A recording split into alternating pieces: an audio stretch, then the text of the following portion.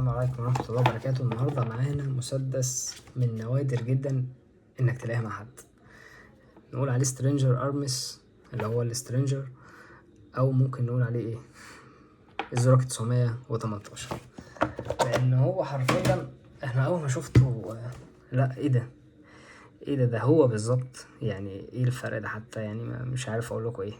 احنا دلوقتي طبعا هنجربه، انا بالنسبة لي مبهور بيه لان انا شايف ان سعره كويس تمام، ده لو لقيته يعني. ولكن حتى الفينش بتاعه حاسس ان هو تفاصيله كويسة جدا، مش معمول اي كلام. في امان كويس جدا. احنا هنجرب برضه فك وتركيب. نبص على الشاكوش بتاعه، في قطع صلب وده ميزة كويسة جدا وقوية جدا. جربناه صوته عالي تمام، لا يعني حاجة محترمة بصراحة. برضه تتفرجوا عليه كويس اهو، اللي حابب يقتنيه من الحاجات اللي انا انصح بيها. يعني الحاجات اللي ايه اللي مش تمام بقول مش تمام. نجرب الفك والتركيب.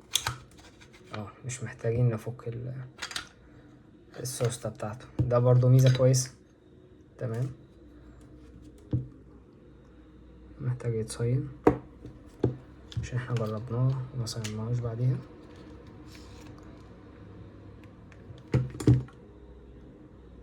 ممتاز.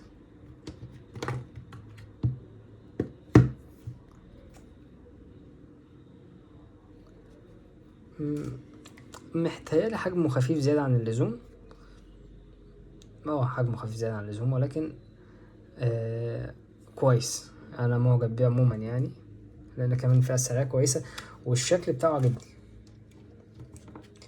لكن لما جيت فكيته طبعا هو الجسم اللي تحت بصراحة انا رجعت جبت العدة تاني، محبتش اقفله وهو كده، فنعمل له كده نظافة سريعة مش تاخد مننا وقت يعني. كده سخن على السخان بس كده، ان انا مش عاجبني ان انا اسيبه بالمنظر ده. اجيب المفك،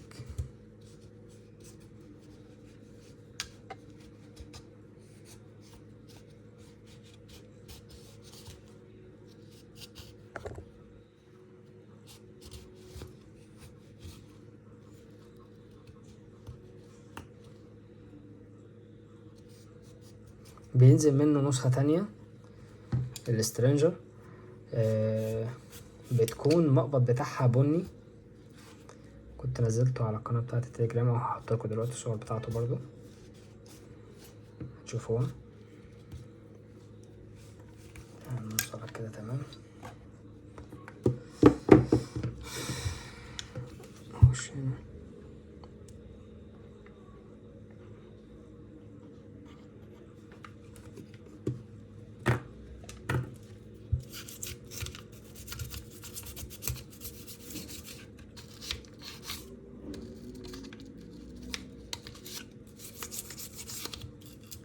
نرجع بقى لأول ما ابتدينا فيديوهات، كان النظافة والكلام ده كله. أتمنى يعني الناس تكون استفادت.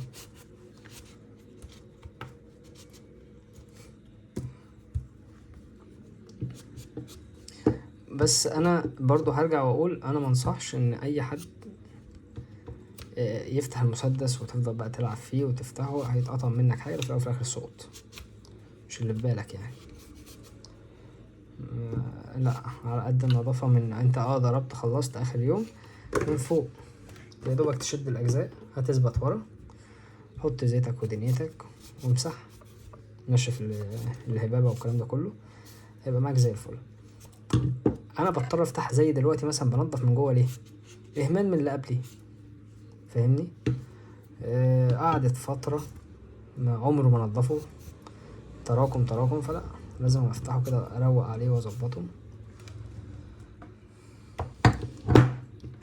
حتى الهبابة وصلت لكل حتة في السلاح.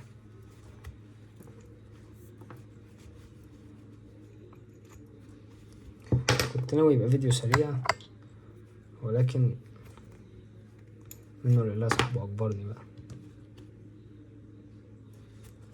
تمام. اول حاجة ندخلها اهي بالمنظر ده. خلي بالك القطعة دي اللي هي في قطعة واقفة اهي عريضة من بره.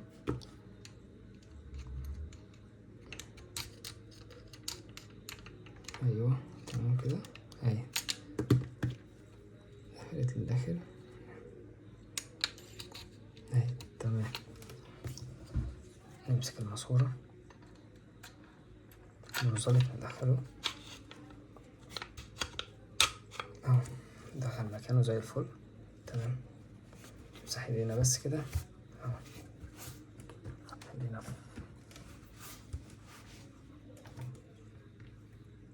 نقفل. ننضف برضه الخزنة نقولها من الحب جانب. نركب الخزنة بس خلاص الأجزاء ايه تعمل على صحيح. وطبعا صوت الأجزاء محترم جدا. لا لو وقع قدام حد أنصحك إن أنت تجيبه، جميل جميل وصوته كويس جدا، أنصح بيه أي حد. عايزين نجربه برضو، نحط كام طلقة كده نشوف الايه بتحشر ولا ايه الدنيا. ثانية واحدة نجيب الطلقة نجرب. جبنا الطلقات اهو تمام.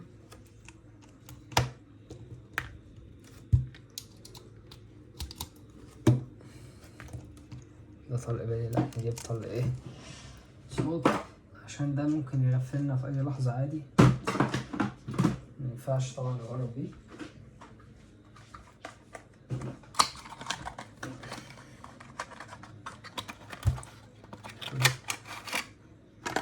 اهو تمام.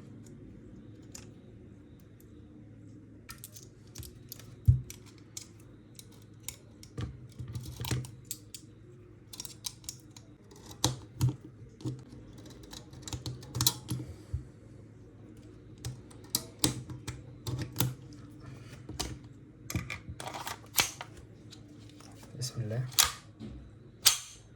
زي الفل.